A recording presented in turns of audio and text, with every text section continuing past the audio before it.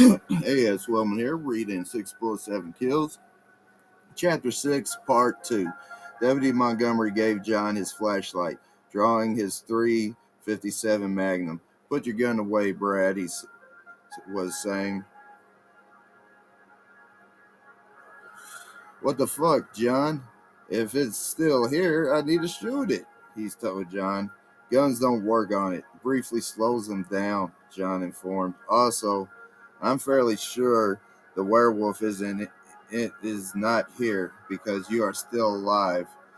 I should not even be walking right now. What the fuck, John? He said in disbelief, still holding his gun at the side, finger off the trigger. Did you try silver bullets, John?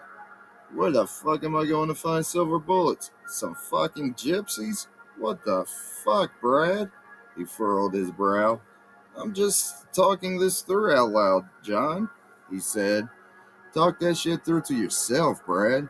This way, to the guest dining table. There are more claw marks there, I'm certain, John said, not waiting for his reply, simply walking over furiously, shining on the high polished surface. We should wait for backup, John, Deputy Montgomery said, dragging his feet in hopes of his fellow deputy's quicker appearance. I fucking told you, Brad, right fucking here. John found proof he did not possibly imagine this nightmare. Christ, John? He allowed himself to see the sprinting marks of the enormous animal squeezing tighter to his gun handle. Sirens pierced the fog, sounding louder by the seconds. I'm waiting for backup, John, he told him. You can't unsee these things, Brad. Go ahead, wait. I'm finishing this, John told him without turning around. He walked off, shining the light at the other end of the table, following something unseen to Deputy Montgomery over to the baby grand piano. Then John shined the beam onto what Deputy Montgomery knows as his mutilated dog. John stared over at him, holding the eyes for only a second before disappearing into his study. A few minutes later, his backup made their way through the front door. What the fuck is this bullet hole? Whose blood? Christ, Montgomery, yelled Deputy Aaron Brown. Right here, Brown. John is here too. He is back in his library, checking out the fire damage, and he was saying, You said John is here? Said Deputy James Jones. Christ, Jimmy. You sound surprised the man is at his own home in the fucking early hours of the fucking morning. Fuck off and make sure he doesn't need help. Deputy Casper Worthington barked, still rubbing moon crust from his eyes. Anyone need gas on their carburetor? Asked Deputy Franklin Smith, offering up his flask. Deputy Montgomery took the offer with such urgency. Deputy Franklin Smith asked, What the fuck is going on here, Brad?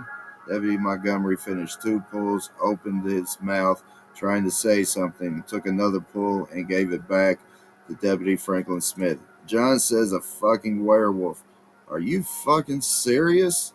Asked Deputy Franklin Smith.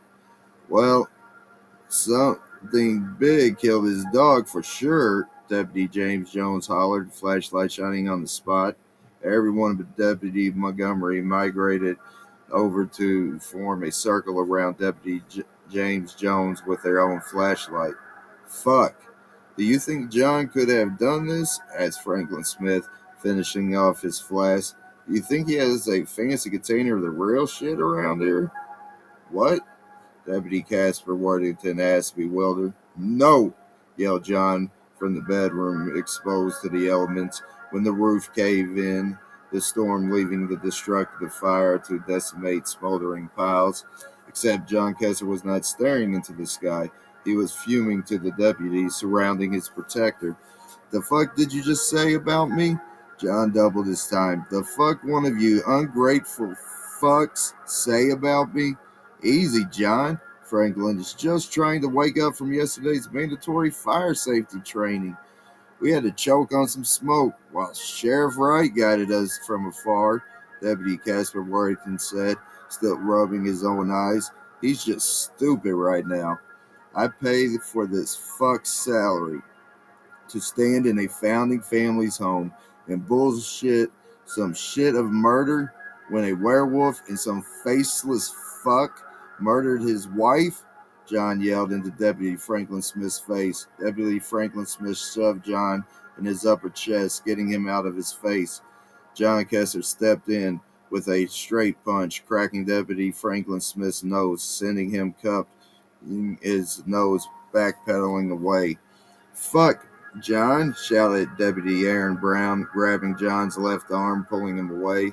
John spun inward with the momentum, striking Deputy Aaron Brown slightly from the dead center of his mouth with his right forearm. This sent Deputy Aaron Brown to the floor on his knees, spitting out the two of its teeth. However, he managed to still hold on to John's left wrist with its pain. Deputy Casper Worthington left across John's face to the right. There, John seen the disgusted hatred in Deputy Aaron Brown's eyes. John spat the blood from his mouth into Deputy Aaron Brown's fury. This caused him to let go, sliding off. John turned to stare at Deputy Casper Worthington. Sliding tight and swiftly, John blocked a punch, landing one of his own onto Deputy Casper Worthington's throat. Deputy Casper Worthington, coughing, blocked air back up, stumbled backwards, holding his throat. Boom, boom.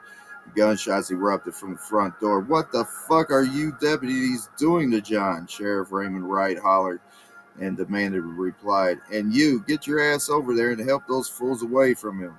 Sheriff Raymond Wright ordered Deputy Bradford Montgomery. John Kessler removed himself from the enclosure, meeting Sheriff Raymond Wright by the guest dining table. What the, for fuck's sake, John? How are you? What is that the numbnuts are gathered around? Sheriff Raymond Wright asked John. Raymond, you are not going to believe this, but a werewolf and a faceless man attacked my dogs. For fuck's sakes, Raymond, the werewolf killed my dogs. The faceless man stole my unborn son. Just cut him out, placed him in a green liquid container, then let the werewolf eat my Audrey. John Kessler found himself choking on his emotions. Franklin, Aaron, go cool off and search for the rest of John's dogs. I want their bodies found. After that, take your asses to the hospital and get cleaned up. Then, when you arrive back at the station, find your desk until I need you both, Sheriff Raymond Wright commanded. Not much was said from them other than a few grumblings under their breaths, but they did as instructed. And why the fuck is not an ambulance and a fire truck here yet, Brad? Get that call in pronto. Look, John, I believe something terrible happened to you tonight. Come back to the station. Take a hot shower. We got clothes that will fit you that are not uniforms. It is warm and safe. Plenty of cold fried chicken if you're hungry. And we will figure this out. I promise you that. That sounds like the best thing I've heard all night, John said, walking with Sheriff Raymond Wright from his nightmare.